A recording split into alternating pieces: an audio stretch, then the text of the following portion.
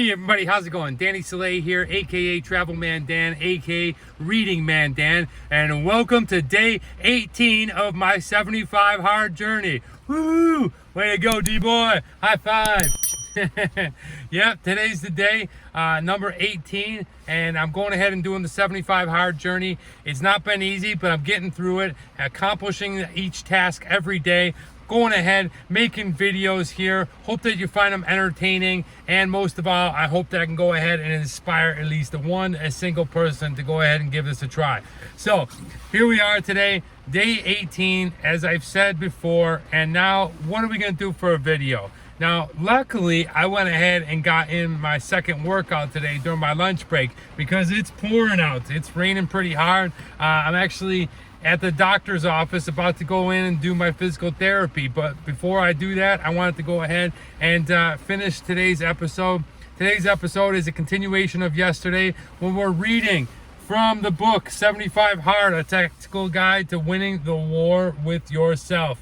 The book written by Andy Frisella, the book that kind of breaks down everything about this 75 hard challenge. So if you're a little curious about it, hopefully you made it this far and you've followed along my journey to this day. Each day I'm going to go ahead and be reading a chapter out of this book.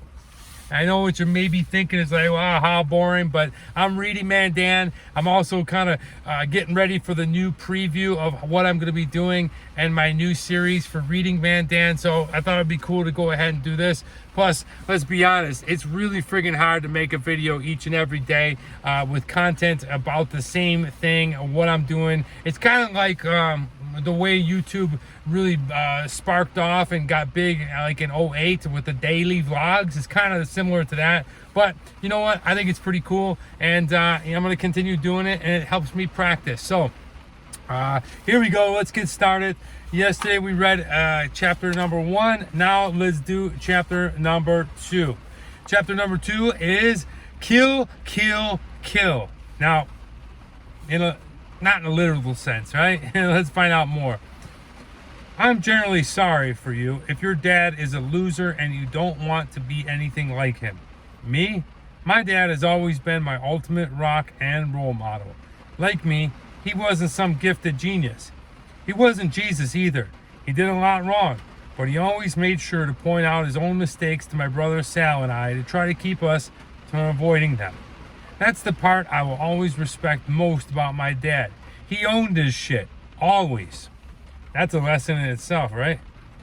He was rarely the smartest person in the room, but he preferred it that way so he could improve at every opportunity. What he lacked in smarts, he made up for in determination and work ethic. Today, at 70 plus years old, nobody can physically or mentally outwork him. Sounds like a dude I'd like to meet. In my way, my dad's childhood is like a country music song. He was born in 1945 and grew up poor, living in a ramshackle house built on a gravel road in rural Missouri. Today, if you drive around the place where my dad grew up, you can still find people who are pretty poor. But somehow, they can still afford to pay for big screen TVs and satellite dishes. What the hell, right? My dad's experience being poor was pretty different. His father was an ox. He'd get up early and go to work and stay late. There wasn't a lazy bone in his body. Because of this, the family had always had the basic necessities of life. A roof over their head, clothes to wear, food to eat. The thing is, my dad was one of 12. That's right, 12. Can you imagine? 12 kids. And since both of his parents weren't just hardworking, but also the frugal and no-nonsense type of people, my dad rarely wore clothes that had not been previously worn by an older brother. His mom also refused to provide a limited supply of food for her army of family. We had to rush to the dinner table, he once told me. If you didn't get there right away, there was a good chance you weren't going to get anything to eat. Bottom line, my dad's parents were the definition of old school. If something broke, they didn't buy a replacement, they fixed it. Or they got creative and jerry-rigged the solution to the problem. Before you start feeling sorry for my dad, you need to know that his circumstances growing up produced a mentality that drove his success. That mentality is this: success in life requires tenacity. You do everything you have to do in life to make things work. So growing up in his family, newspapers became napkins. Old wood from broken furniture became material to build new furniture. Literally, my dad was taught that you should never, ever make excuses in life. You just find a way. Guess what? The lesson took. As he got older, he made things work. He made things happen. He eventually pulled himself out of poverty by becoming a businessman. He worked his ass off, starting an electrical company in St. Louis and growing it until it had hundreds of employees and generated millions of dollars in revenue. Millions of dollars, I might add, that my dad barely ever spent, and thankfully never gave a dime of it to me. For my dad, that would have been ruining his son. That would have been depriving me of the lessons that he learned himself about what it takes to succeed in life. So instead of giving my brother Sal and me money, he gave us hell. He pushed us. He drove us. He'd always have us repeat what he called the Frisilla family battle cry. I'm talking about 3 words we heard over and over again growing up. Kill, kill, kill. Those 3 words pretty much sum up my dad's approach to parenting and life. One of my earliest memories is of my dad giving Sal and me each a pair of boxing gloves and making us box. We were 3 and 4 years old. As we got older, we played sorts of sports. Football, baseball, wrestling, lacrosse, hockey, you name it. And my dad didn't want us just to participate in sports. He wanted us to dominate them. As we were driving to a football game or soccer game or whatever, my dad would say, "Now boys, listen up. When you get there, you got to be aggressive. You got to go in the corner and you've got to get that fucking puck out." I love Andy Frisilla's dad. I never met him. He'd always say puck, even though we weren't playing hockey. "Dad," we'd say, "this is soccer." "I don't care what it is," he'd say. "You just go in there and get it." "What are you going to do today?" he'd ask, as serious as if he was commanding troops in battle. "Kill," we would yell in our squeaky, prepubescent voices, sounding like a couple of murderous thugs from a boy choir, straight out of Lord of the Flies. It was understood that if during a game we ran over another kid or we scored a goal, we got a toy. We'd get to go to Kmart or Walmart afterward and pick out a good one. Not some Cracker Jack prize or a trinket from a bubblegum machine. A legit toy. Like a G.I. Joe action figure or a Transformer or something like that. "What are you going to do?" my dad would ask a second time. "Kill, kill, kill." Some people get all offended by that story because they don't understand the point my dad was trying to make. It was never about hurting people. It was never about toys. It wasn't even about sports. My dad wanted to teach us to be aggressive. He wanted us to be competitive because he knew that what Rocky Balboa said was true. I love this part. Ready? This part is awesome. "The world ain't all sunshine and rainbows. It's a very mean and a nasty place. And I don't care how tough you are, it will beat you to your knees and keep you there permanently if you let it.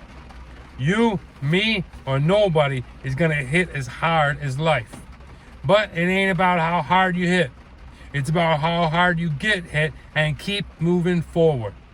How much you can take and keep moving forward. That's how winning is done." Love that, man. Love that, Rocky. My dad knew that life is hard and that in order to succeed in anything, you have to develop a mindset and personal conduct that is serious as blood and tough as nails. He knew that success requires a killer competitive attitude and an unparalleled will to win.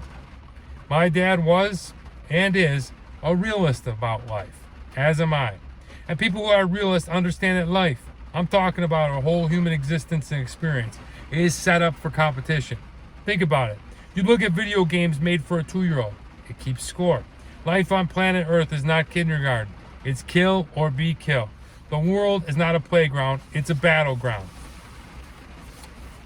It's not syrup and sweetness. It's survival of the fittest. In the real world, nobody cares about your feelings, your self-esteem, or your need for significance. The real world deals in facts, not feelings. And what matters is action, execution, and results. The reality is, history forgets whiners, but remembers winners. Remember that. Bottom line, the nature of real life depends that we see the pursuit of happiness and success and greatness as competition. And only tough-minded, hard-working, straight-shooting people win that competition. The only people who win, and win big at life, are people with mental toughness. Couldn't agree more. That's the message he was trying to drive into my head every single time we shouted out the Frisilla family battle cry. Kill, kill, kill. Be aggressive. Be ferocious. Go hard after what you want and never give up. In a phrase, master mental toughness. That's what my dad was trying to teach me. That was his point, and I got it, and it's made all the difference for me. Oh, I love this. I love this chapter. You know, Andy Frisilla, the guy who wrote this book, the guy who started the 75 Hard competition, is a very, very successful guy. I don't know if you know him or not. I'll get into more exactly who he is, but he helps businesses grow. He's an entrepreneur. He's, a podcaster. He started this thing, and you know, when he's talking about his father, it's not to brag about who his dad or whatever it is. It's about the qualities and the morals that his father installed about like hard work, being mentally tough, and having the discipline to grind every day and go after what you want. And I absolutely love that because it definitely aligns in the way that I was raised, the way my father raised me, my brothers, my sisters, just the way my family and the neighborhood I grew in has these ideals. And I don't know if it's an era thing.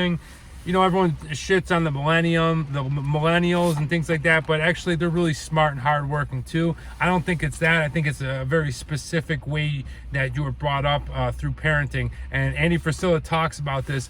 And look, just because you don't have it doesn't mean you can't gain it. Yeah, I'm with Andy on that one. Is some people, they didn't have that, but at a certain age, you can develop it by understanding that you didn't have it and that some people do. You just have to go ahead and get disciplined and start working hard, right? Nothing's given to you. Life out there is not easy. Kind of goes back to my earlier video about disappointment. But, I definitely love this book. I love reading it over and over because it brings home a lot of really good points. I hope that you enjoyed this episode. I hope that you found some value in chapter 2. Tomorrow I'll read you chapter 3, which is the backstory of my business success. Andy Frisilla, 75 Hard. I'm Danny Soleil, a.k.a. Travel Man Dan, a.k.a. Reading Man Dan. Thank you so much for watching. And remember, it's a big world out there. Make sure you see every bit of it.